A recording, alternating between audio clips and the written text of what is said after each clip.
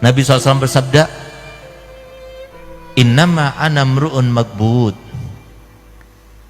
yushiku ayyatiya rasulu rabbi faujibu wa ana tarikun fikum astaqalain ma in tamassaktum bihima lan tadillu ba'di abada.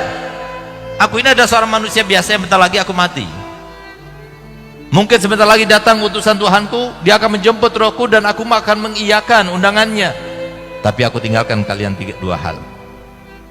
Tolong camkan baik-baik ini. Kenapa sih hadis yang dibawa terus kitab Allah wa sunnati, kitab Allah wa sunnati? Kenapa ini hadis itu kan diriwayatkan oleh Imam Hakim dan kita Mustadraknya? Kenapa kok itu terus yang dibawa? Kenapa hadis yang justru diriwayatkan oleh Imam Muslim yang lebih sahih, lebih kuat derajat kehadisannya, kesahihannya daripada hadis yang Imam Hakim itu? Rasulullah mengatakan kitab Allah wa itrati ahli baiti. Kitab Allah, pegang teguh Al-Quran dan keluargaku. Kenapa Nabi SAW mengatakan demikian? Jawab, kenapa? Ada apa?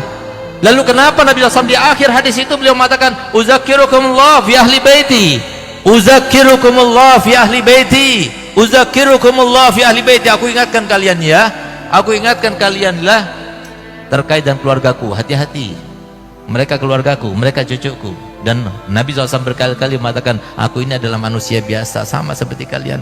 Subhanallah, ambil satu contoh, lihat bagaimana orang yang memuliakan dan tidak memuliakan. Ini contoh yang sangat luar biasa terkait dengan akhir zaman ini. Ada sebuah cerita yang fakta, bukan cuma cerita yang khurafat, di mana ada seorang syarifah punya anak 3. Gak beruntung yang hartanya itu bersambung dengan zuriat Nabi. Beruntung mereka yang mempunyai perhatian kepada zuriat Nabi. Nabi SAW sendiri bersabda dalam hadisnya, man sona'a ma'rufan li bani Abdul Muttalib walam yujazihi fa'ana ujazihi yawmal qiyamah. Barang siapa yang melakukan suatu kebaikan bagi bani Abdul Muttalib, siapa sekarang? Ya para habaib di cucunya Nabi, maka aku nanti membalasnya pada hari kiamat. Subhanallah, ini ada cerita, tapi jangan ditiru. Ada habib memang gak punya dia, tapi dia malu mau minta-minta. Dan sifat habib yang paling kental, sifatnya orang Quraisy itu begini, merendah kepada orang, paling anti. Kalau semua ada habaib yang seperti itu, terkontaminasi. Itu habaib yang terlumuri, itu namanya. Kalau habaib yang asli enggak. Coba lihat bagaimana orang Quraisy. Kenapa sih orang Quraisy itu kalau jalan itu harus pakai budak? Kenapa? Karena takut sampai jatuh sesuatu barang, dia nggak mau menunduk, itu nggak mau. Dia perintahkan itu, yang namanya budaknya. Iya, kalau jatuh sesuatu yang nggak berharga, walaupun yang jatuh itu satu karung isinya dinaran, ribuan dinar, nggak diambil sama dia, diambil oleh budaknya. Dari saking merasa nggak mau merendahkan diri di depan orang. Itu sifat daripada habaib yang asli. Subhanallah, bagaimana Nabi kita Muhammad SAW kemudian mengajarkan kepada kita untuk menghormat, memuliakan mereka, sampai lihat bagaimana perhatian Nabi kepada mereka. Ini sambil contoh, ambil pelajaran tapi jangan diambil contohnya. Ada orang habaib, dia nggak mau minta-minta, apalagi sampai nipu-nipu, nggak mau. Tapi apa? Dia mau makan, dia berusaha kerja nggak dapat uang, dia cari kerjaan nggak dapat kerja, sementara dia dan keluarganya harus makan. Sehingga apa? Dia datang kepada seorang pedagang penjual barang-barang kelontongan seperti apa, beras, ya, sembako itu ya. Dia datang, Ji, saya mau beli berasnya Ji, tapi saya nggak punya uang, mau nggak Ji saya beli pakai kertas ini? Itulah saya katakan tadi, jangan ditiru tapi gitu. Apa isi kertasnya? Hutang kepada datukku Nabi Muhammad SAW. Hutang kepada datukku Nabi Muhammad SAW. Masya Allah, Haji itu bilangnya, Masya Allah Bib, dicium lah kertasnya itu. Ambil Bib, ambil, taruh di paku. Biasa kan pedagang itu kan, notanya taruh di paku, nanti taruh lagi, nanti satu hari dihitung, tulis.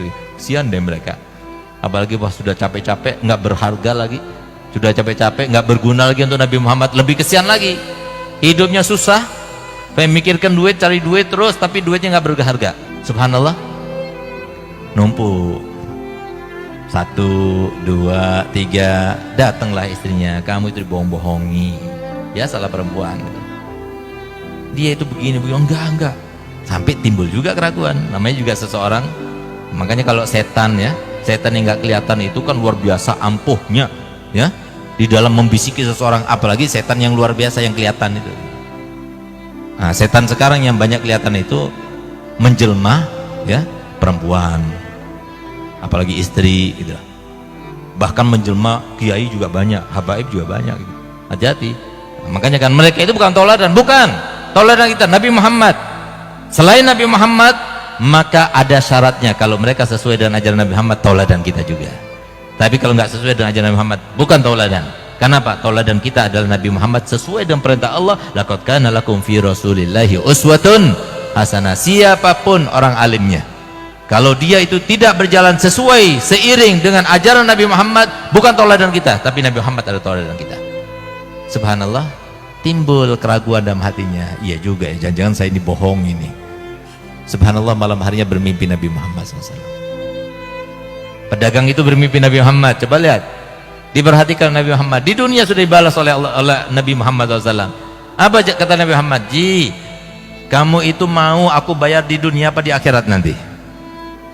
Sampai kamu itu meragukan saya tidak akan membayar hutangmu. Bangun tidur dalam keadaan menangis. Masya Allah, udah itu dia ambil sertifikat tokonya itu, dikasihkan sama Habib itu, isi tokonya, sak tokonya dikasihkan. Kali ada yang mau melakukan gitu, kirim ke Bangil sana, kirim ke saya gitu. Masya Allah, coba lihat, diperhatikan. Ada lagi satu cerita, ini terkait dengan akhir zaman. Hati-hati, jangan sampai kita tertipu. Makanya kenapa Allah Ta'ala mengatakan wala taghurrannakumud dunya wala yaghurrannakum billahil ghurur. Jangan tertipu dengan imamah ini, jangan tertipu dengan rida ini, jangan tertipu dengan gelar kita sebagai Habib, sebagai kiai, sebagai panutan. Jangan tertipu. Bisa jadi itu adalah sebuah triknya setan untuk menjerumuskan kita. Coba lihat bagaimana ada seorang syarifah punya anak 3, suaminya meninggal, dia nggak bisa bekerja, nggak ada warisan, sehingga kemudian karena terpaksa nggak ada yang bantu. Nah ini harusnya kita cari. Ada mereka zuriat Nabi yang dia itu mau minta malu, mau kerja, dia nggak dapat kerjaan. Nah, yang semacam itu kok dibantu, itu langsung nyambung kepada Nabi Muhammad SAW. Subhanallah, terpaksa nggak ada yang dimakan. Seorang ibu ibanya kepada anaknya, dia keluar. Yang paling mengetahui dengan ilmu terkait dengan kemuliaan dan kebaikan kan para ulama. Datanglah dia kepada seorang mufti di tempat itu, di negara itu. Tepatnya di Irak ini terjadinya. Datang mufti, saya ini syarifah zuriat Nabi, suami saya baru meninggal, saya punya anak 3 perempuan semuanya, nggak bisa kerja kami, dan nggak ada yang bisa dimakan sekarang ini. Kami ingin meminta bantuanmu, ulurkan bantuanmu untuk kami. Apa jawaban kiai? Mana buktinya kalau kamu itu syarifah? Kalau kamu menang syarifah, buktinya apa? Dia nggak bawa bukti. Nasab mungkin waktu itu Toriko apa namanya itu, Robito itu belum ada kali gitu, sehingga belum ada nasab itu yang tercatat seperti paspor sekarang ini. Sehingga apa? Ya sudah, karena dia minta bukti, dia nggak punya bukti, dia keluar. Karena dia itu terhimpit dengan rasa lapar yang luar biasa, perutnya, dia datang kepada orang Yahudi, pedagang Yahudi, tapi dia bilang, "Gal, aku ini syarifah zuriat Nabi." Polos, lugu, tapi nggak ada maksud. Yang polos sama lugu itu karena ada maksudnya. Ini nggak ada maksudnya. Akhirnya apa? Dihormati sama Yahudi itu. Dikasih makan, dikasih ini. Kamu di sini sudah, tinggalnya di sini dulu.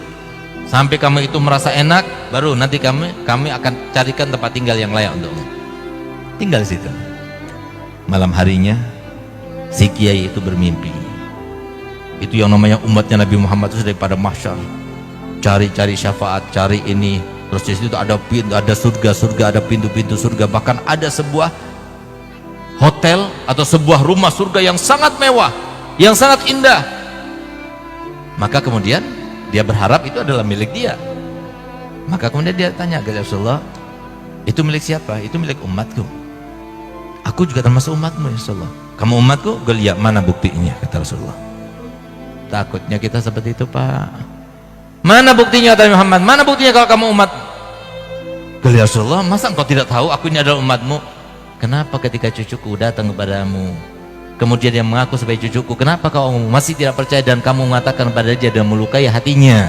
Dia mengatakan, mana buktinya kalau kamu syarifah? Ya Allah, kata-kata semacam itu sampai kepada Nabi Muhammad. Kita sudah lupa bahwasanya Nabi Muhammad SAW setiap hari Kamis sebelum amal kita dilaporkan kepada Allah Ta'ala, disodorkan dulu kepada Nabi Muhammad. Entah apa yang akan dilaporkan besok ini, hari Kamis besok, apa yang akan dilaporkan seminggu ini kepada Nabi Muhammad. Kata Nabi Muhammad, kalau aku melihat amal umatku baik, aku bersyukur, aku tersenyum karenanya. Dan semoga kita selalu menjadikan Nabi Muhammad selalu tersenyum pada kita. Tapi kalau amal yang disampaikan kepadaku, yang disodorkan kepadaku daripada amal umatku tidak baik, aku akan mintakan ampun. Dimintakan ampun setiap minggu. Kemudian begitu kepada cucunya Nabi Muhammad, begitu perhatiannya kepada cucu Nabi Muhammad. Subhanallah, coba lihat, hanya kata-kata saja tapi diingat oleh Nabi Muhammad. Kalau kita ini Pak, ini saya punya anak ini, dia sebetulnya nggak mau ikut, tapi saya biasa pergi sama anak saya supaya dia itu keluar, ada PD dan sebagainya. Kalau semua tadi dihormati, dimuliakan sama Haji Bayu, saya senang. Tapi kalau semua saya datang sudah diundang Haji Bayu, begitu anak saya datang disengkat kakinya jatuh tersungkur, kira-kira saya mau nggak diundang lagi sama Haji Bayu? Nggak bakalan mau saya. Itu kenapa? Nggak bakal saya mau balas, karena saya punya ilmu. Tapi kan saya kecewa, Masya Allah Haji Bayu, setiap saya mulai khutbah pasti saya doakan panjang lagi doanya, anak saya dijatuhkan begitu. Kan kecewa saya, itu saya. Bagaimana dengan Nabi Muhammad? Subhanallah, coba lihat. Kemudian apa? Dia bangun dari tidurnya dalam keadaan menyesal. Lalu apa yang lakukannya? Dia pergi ke toko Yahudi itu, orang Yahudi itu. Dia bilang, ada syarifah di sini, gal? Iya. Serahkan padaku. Kenapa harus aku serahkan padamu? Dia itu, aku bantu dia. Gal, pokoknya serahkan padaku. Gal, tidak, saya tidak akan serahkan dia. Saya muliakan dia, walaupun dia tidak seagama denganku, saya muliakan dia. Sudah, serahkan pada saya akan berikan harta yang banyak kepadamu. Kalau tidak, saya tidak akan berikan. Kenapa? Ketahuilah bahwasanya surga yang kamu lihat di dalam mimpimu itu kata Nabi Muhammad, itu adalah untukku. Berkat perhatian kepada Nabi Muhammad, seorang Yahudi yang keluar daripada Islam, tapi Nabi Muhammad datang kepadanya, dan berkatnya dia itu perhatian pada cucunya, sampai kemudian dapat hidayah. Berkat apa? Perhatiannya pada cucunya Nabi Muhammad SAW. Ini orang alim, ini kiai, ini mufti, tapi lihat bagaimana perlakuannya kepada cucu Nabi Muhammad. Hanya seperti itu, minta bukti, nggak langsung percaya, sampai melukai perasaannya Nabi Muhammad. Bagaimana kalau sampai memfitnah? Bagaimana kalau sampai menghujat? Bagaimana kalau sampai menggibah? Bagaimana kalau sampai membunuh karakternya dan sebagainya? Na'udzubillah. Apa tidak akan hancur? Padahal Nabi SAW telah bersabda, "Qaddimu Quraisyan wa la tataqaddamu, wa illa fatahlaku," kata Nabi Muhammad. Hendaknya dahulukan Quraisy, utamakan orang Quraisy.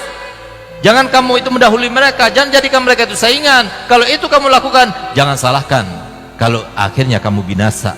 Sehingga kita lihat sekarang banyak para kiai, orang alim, minta maaf, yang hilang karismatiknya, tidak diikuti oleh pengikutnya. Bukankah itu sebagai bentuk balasan daripada apa yang diucapkan oleh Nabi Muhammad SAW? Harusnya mereka yang paling cinta pada zuriat Nabi, mereka yang dikenal dengan ilmu, mereka yang paling tahu dengan ilmu.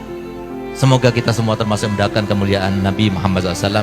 Semoga kita termasuk dicintai oleh Nabi Muhammad SAW. Semoga kita termasuk yang benar-benar menjalankan perintah Nabi, bahwa saya mendidik anak-anak kita dengan 3 hal: mencintai Nabi Muhammad, mencintai keluarga Nabi Muhammad, dan juga mencintai Al-Quran. Ya Allah, jadikanlah kami termasuk yang perhatian kepada 3 hal itu, sehingga anak-anak kami termasuk yang selamat daripada fitnah akhir zaman. Ya Allah, selamatkanlah kami semua ya Allah. Jangan biarkan kami keluar di tempat ini kecuali masing-masing di antara kami telah bermimpi Nabi Muhammad SAW dalam tidurnya sebelum meninggalnya, sehingga nanti di akhirat dia akan berjumpa dengan Nabi Muhammad SAW. Sebagaimana beliau bersabda, "Man ra'ani fil manam fasayarani fil yaqza." Siapapun yang melihatku dalam tidurnya, maka pasti dia akan melihatku dalam keadaan nyata. Ya Allah, berikan kenikmatan itu kepada kami semua ya Allah. Jangan biarkan keluar dari kami kecuali mereka semua yang termasuk dicintai oleh Nabi Muhammad SAW. Ya Allah, jadikanlah, selamatkanlah kami, selamatkanlah keluarga kami, selamatkanlah keturunan kami, selamatkanlah seluruh kaum muslimin siapapun mereka ya Allah, daripada fitnah akhir zaman, fitnah politik, fitnah jabatan, fitnah dunia, fitnah perempuan, fitnah keluarga, fitnah segala macam fitnah. Ya Allah, selamatkan mereka ya Allah, karena kami ingin berkumpul dengan mereka semuanya ya Allah, berkumpul bersatu padu